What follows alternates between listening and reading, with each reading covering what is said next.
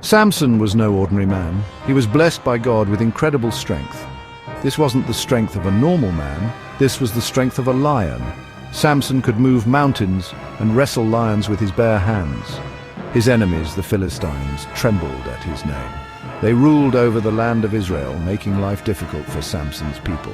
Samson vowed to protect his people and fight for their freedom. One day, Samson fell in love with a woman from a Philistine city.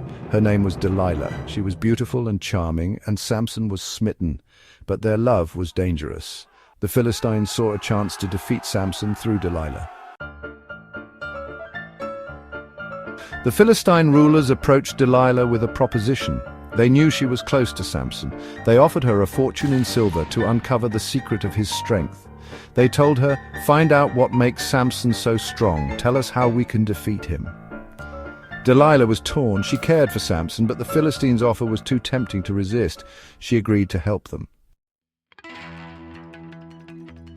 Delilah began to question Samson. "My love," she would ask, "what is the source of your great strength?" She was persistent, her voice sweet and persuasive, trying to coax the secret out of him. Samson, blinded by love, refused to tell her. He hesitated, knowing the danger of revealing his secret. He knew that his strength was a gift from God, and he was afraid to lose it. The thought of losing his power troubled him deeply.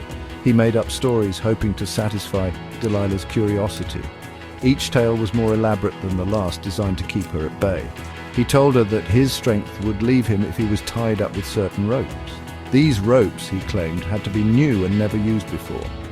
Another time, he said he would become weak if his hair was woven into a loom. He described the intricate process, hoping to confuse her. Each time, Delilah would wait until Samson was asleep and then try his claims. She was determined to find the truth no matter the cost. She would tie him up or weave his hair and then call for the Philistines. Her actions were driven by a secret pact she had made with them. But Samson, still strong, would easily break free. His strength remained unchallenged, and Delilah's attempts were in vain. Section 4. The Price of Trust. Delilah was frustrated. She had been trying to get Samson to open up to her for what felt like an eternity. "Why do you lie to me?" she cried. Her voice echoed with a mix of anger and desperation. "If you truly loved me, you would tell me your secret." Samson felt trapped. He loved Delilah, but he feared the consequences of revealing his secret. Delilah's constant pressure and pleas wore him down. Day after day, her relentless questioning chipped away at his resolve. He started to believe that maybe he could trust her with his secret. Finally, Samson gave in. He could no longer bear the weight of his silence. He confessed that his strength came from his hair, which had never been cut. It was a secret he had guarded his entire life. "If my hair is cut," he revealed, "I will become as weak as any other man." His voice trembled as he spoke, knowing the gravity of his confession. This was the moment Delilah had been waiting for. Her eyes gleamed with a mix of triumph and determination. She lulled Samson to sleep on her lap. Her touch was gentle, but her mind was set on betrayal. Then she called for a Philistine servant to cut off his hair. The moment of truth had arrived, and Samson's fate was sealed. Section 5. A Tragic End and a Legacy. When Samson woke up, he felt different. He felt weak. The once mighty warrior who had been invincible now felt a strange vulnerability.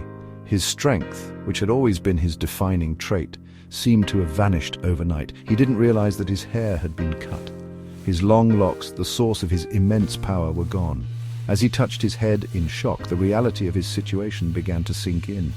As the Philistines stormed in to capture him, he tried to fight back, but his efforts were futile. The strength he once relied on to defeat his enemies was no longer there, but it was too late. His strength was gone. He struggled, but his body betrayed him. The mighty Samson, who had once been a symbol of power, was now powerless.